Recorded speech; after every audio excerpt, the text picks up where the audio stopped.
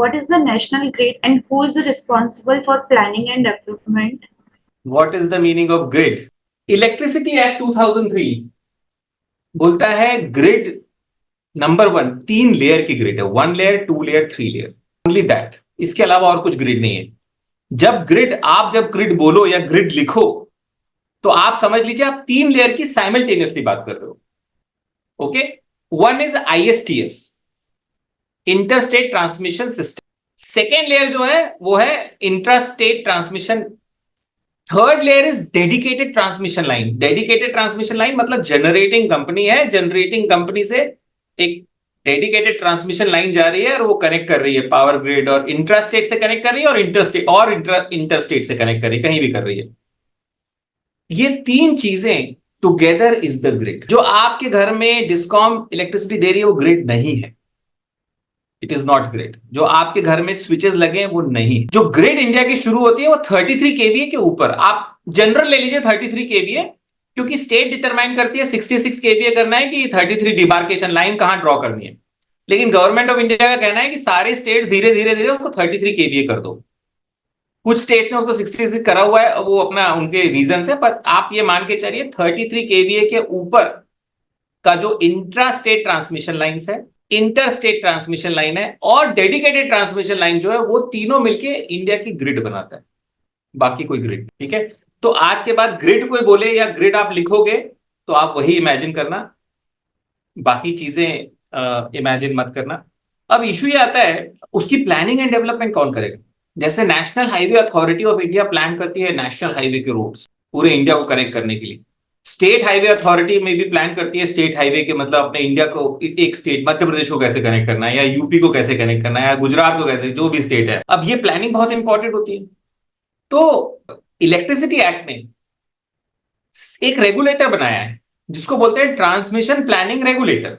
और transmission planning regulator जो inter state transmission system ISTS को प्लान करता है कि कहां पे लगनी चाहिए कहां पे नहीं लगनी चाहिए, वो है CTU, सेंट्रल ट्रांसमिशन यूटिलिटी। जो intra state within the, आप state highway authority of India समझ लीजिए, जो विद इन द स्टेट कहां कहां ट्रांसमिशन लाइन लगनी है उसको जो प्लानिंग करने का काम करता है वो STU करता है, स्टेट ट्रांसमिशन यूटिलिटी। बहुत इंपॉर्टेंट है ये प्लानिंग रेगुलेटर का काम।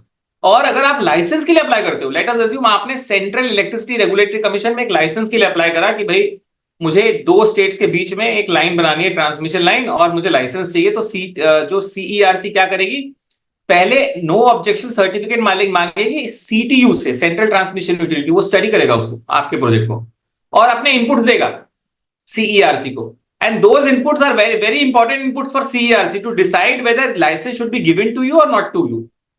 Similarly, अगर विद इन स्टेट आप ट्रांसमिशन लाइन लगा रहे हैं and you are applying for a license to Madhya Pradesh electricity regulatory commission और यूपी इलेक्ट्रिसिटी रेगुलेटरी कमीशन और मदुरई से मद्रास तक, चेन्नई तक transmission line, and when you apply for a license to Tamil Nadu Electricity Regulatory Commission, then they will seek no objection certificate or their inputs from state transmission utility because they are planning regulators. So planning इन लोगों ने करी।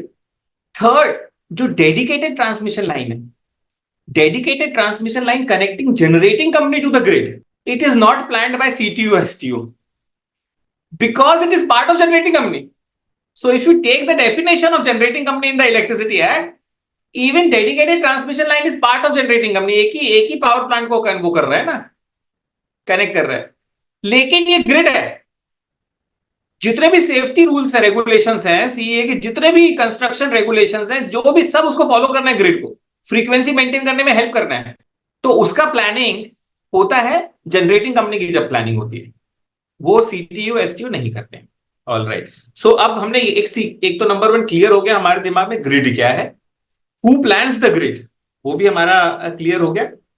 लेकिन आपका you can have a counter question, sir national electricity plan तो central electricity authority बनाती है, आपने तो बोल दिया कि CTU और STU करेगा। अच्छा ओके, चलो थोड़ा पीछे जाते हैं। When electricity act was being made, तो जो जितना भी लॉ बनाने का काम है, लॉ मतलब आप समझ लीजिए रेगुलेशंस, वो काम दे दिया गया इंडिपेंडेंट रेगुलेटरी कमीशन को। मतलब CERC, SERC, JERC together is independent regulatory commission. So law-making powers were given to independent regulatory commission. Sorry. Policy-making powers were given to government. State government और सेंट्रल गवर्नमेंट. पॉलिसी कौन बनाता है? Central government या state government बनाता है. अब law regulators बना रहे हैं, पॉलिसी गवर्नमेंट बना रही है, तो सेंट्रल इलेक्ट्रिसिटी अथॉरिटी की क्या जरूरत है?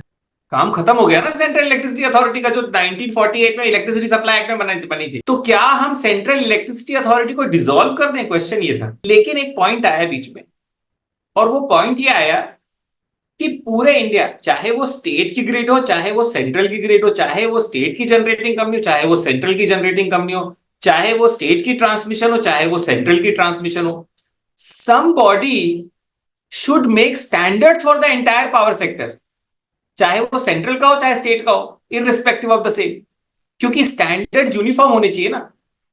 ऐसा नहीं होना चाहिए कि असम 60 हर्ट्ज में चल रहा है और मध्य प्रदेश 50 हर्ट्ज में चल रहा है, और कोई अलग अलग स्टेट ने अलग अलग अपना बना लिया कि भाई मैं अलग अलग हर्ट्ज में चलूंगा. या you have to be uniform across India.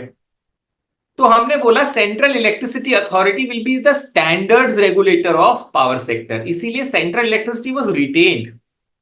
अब सेंट्रल इलेक्ट्रिसिटी अथॉरिटी जब स्टैंडर्ड्स रेगुलेटर है, semi regulator, so it is a national standards regulator. जो भी स्टैंडर्ड सेंट्रल इलेक्ट्रिसिटी अथॉरिटी बनाएगा, उसके बेसिस में ग्रिड कोड बनेगा, उसके बेसिस में सप्लाई कोड बनेगा, उसके बेसिस में, मतलब वो एक बेसिक स्टैंडर्ड है भाई, बेसिक नेसेसिटी. आपको 50 हर्ट्ज रखनी है. उसको एक काम और दिया गया, क्योंकि आप अगर कोई डिफाइन करने को बोले who is central electricity authority, तो मैं बोलूंगा it is guru and the mother of the power sector.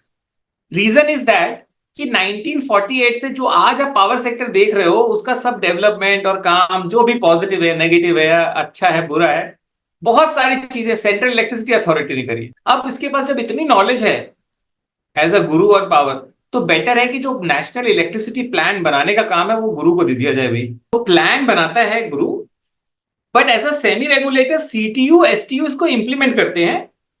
और सीटीयू एसटीयू को ये डायरेक्शन है, स्पेशली सीटीयू को ये डायरेक्शन है कि जब भी कोई ट्रांसमिशन लाइन की बात आए, तो जो नेशनल इलेक्ट्रिसिटी प्लान है या कोई भी अगर गाइडलाइंस कुछ बनाई है सीईए ने, उसको ध्यान में रख के इनपुट्स दे.